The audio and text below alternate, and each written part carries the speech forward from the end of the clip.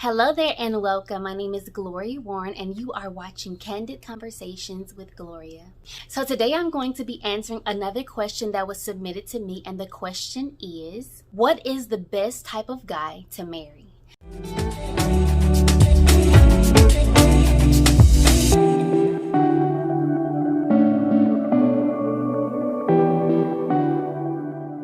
So this is a question that I'm guessing from a single lady who is looking to know and have wisdom concerning what type of guy should I be looking for? What type of guy should I be interested in marrying? I don't want to just get anybody. So what type of guy should you be interested in marrying? I know that, the media pushes a certain image. They have a certain body image. They have a certain look that the media will push in your face. But I want to encourage you to not only just look at the outward appearance, but to allow God to transform your mind and ask Him to transform your mind into being attracted to that which is pleasing unto Him. So we can never fail when we ask God and invite God into our lives and into our situations, because He knows everything. He knows the beginning to the end, and He knows 10 years, 15 years, 20 years down the road. He knows if things are going to change, if things are going to shift, how things are going to be. And so when you connect with someone, you want it to be a God connection. And it may not be what is on your to-do list or to have list concerning the man that you want to marry. And so I think that the best man that you should marry is, number one, God-fearing.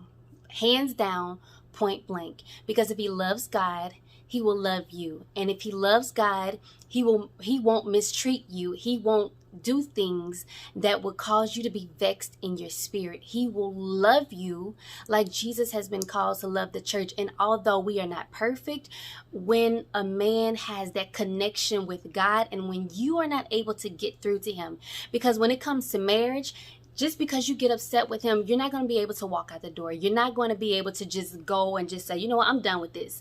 When you have legal documents and all of that stuff, it takes time to get out of those type of situations. And so when you marry someone, you want them to have a connection with God, because when you can't get to him, God will be able to say, now you know you was wrong for that. Now you know you need to apologize for that. And so you have that threefold cord that is not easily broken.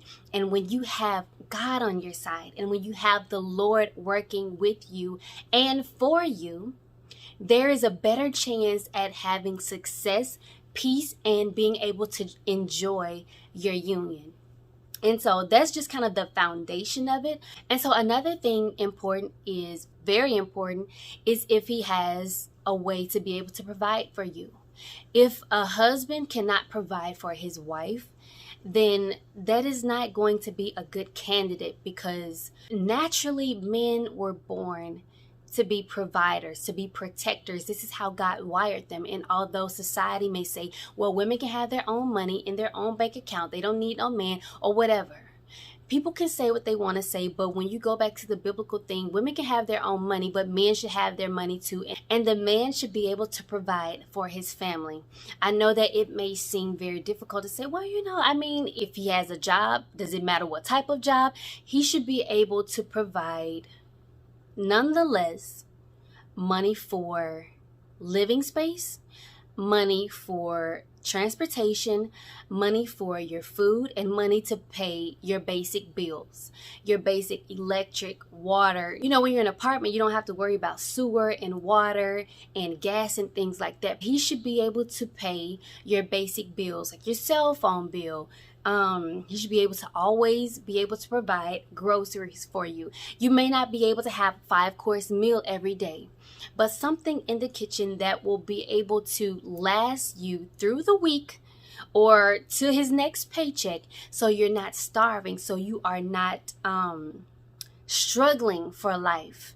And although many people who get married have a struggle in the beginning, it is very, very hard in the beginning sometimes, because you're trying to learn how to blend as one. And a lot of times when people are young, they may not have that 6-figure salary yet. So it may be times where you're pinching to make ends meet. But just think of how it would be if you had somebody who was just bringing in $300 a week. That's not going to work. So the best person that I can say that you should look for to marry, he should love God. He should be able to provide. He should be able to love you in season and out of season, who is not changing, who is not wishy-washy, who is not double-minded, who is not seeking the next best thing, who has wandering eyes. You don't want somebody who you are going into a relationship with, not even a covenant relationship, but when you're in your courting phase, if he has roaming eyes and he's always like messaging women on Facebook, or he's always looking at women when you're walking in the mall, you see him eyeing people, he is going to do that when you get married. So be mindful of the type of person that you marry. And the best way that I can put this is to allow God to lead you, because people can be fake and phony until they say I do, and the real them will come out. Even if they're not trying to be fake, everybody puts their best foot forward before they get married. I tell you this, but when you get married, everything is going to come out. Everything that's in the closet, everything that's in the bag, everything that is in the suitcase, in the trunk of the car that's down the street, everything is going to come out when you get married. And when you have a foundation of Jesus, things can be so much smoother, but it's still sometimes difficult because you have to learn how to blend as one.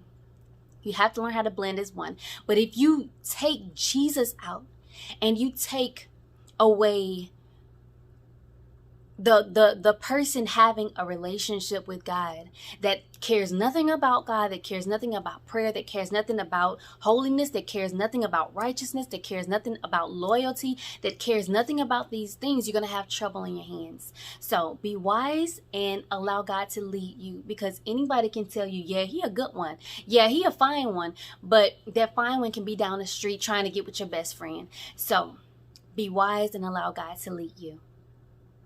If this video was a blessing to you, drop a heart in the comment section so that I can know that you were truly blessed by this. And if you have any questions that you want me to address, leave them in the comment section, and I am going to be doing more of these throughout the coming weeks. So I thank you for joining me, and I look forward to seeing you soon. Bye-bye.